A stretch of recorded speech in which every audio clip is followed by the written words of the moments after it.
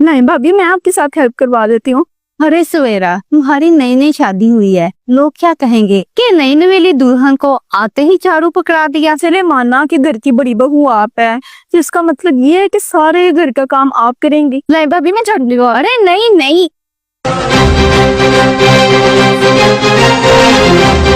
बेटा किचन च किन्ना गंद पिया, कम से कम बंदा जल्दी बर्तन धो देंदा। जो काम हो जाता बत्तियां बंद कर दो, तेन पता किन्ना बिल आंदा। माँ जी आप फिक्र मत करें, मैं आइंदा से ध्यान रखूंगी। ठीक है बेटा।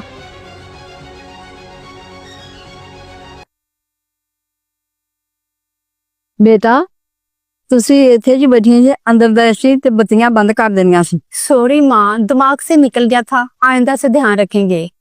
ਤੁਹਾਨੂੰ नहीं पता पिछले महीने किन्ना बिल आया सी, ध्यान रखिया करो। भाभी, ये रात की बची हुई रोटियां फेंक दूं? हाँ वो ये रोटियां नहीं को बनाया करो, जिन्नियां को खादियां जन फालतू क्यों बनानियां जी, फिर छुट्टियां पैंदियां ने। लेकिन माँ जी वो सॉरी माँ जी, वो दनान की रोटी बच रही थी, उसने नहीं खाई, आइंदा से ध्यान रखेंगे। ठीक है, अगो तो ध्यान रखना।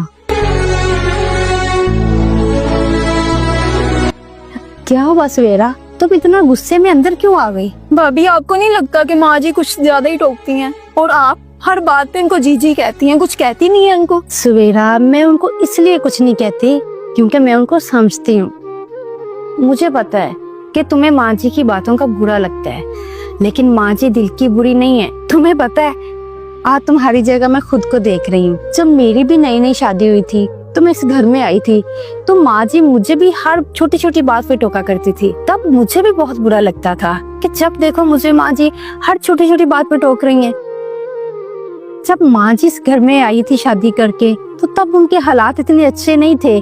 फिर माँ जी ने मेरे ससुर के साथ मेहनत की, और अब अगर हमें इस घर में हर चीज की फैसिलिटी है तो हमारी सास और ससुर की वजह से है। और माँ जी अगर अब हमें डांटती है ना, तो सिर्फ इसलिए कि हम इन चीजों की कदर करें।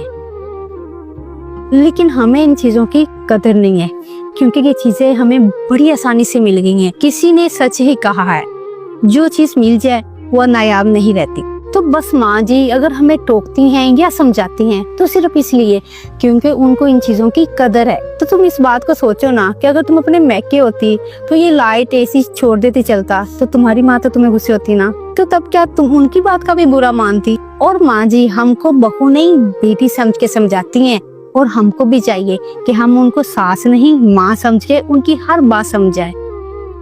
अगर बहू सास को माँ समझेगी तो सास भी उसको बेटी समझेगी।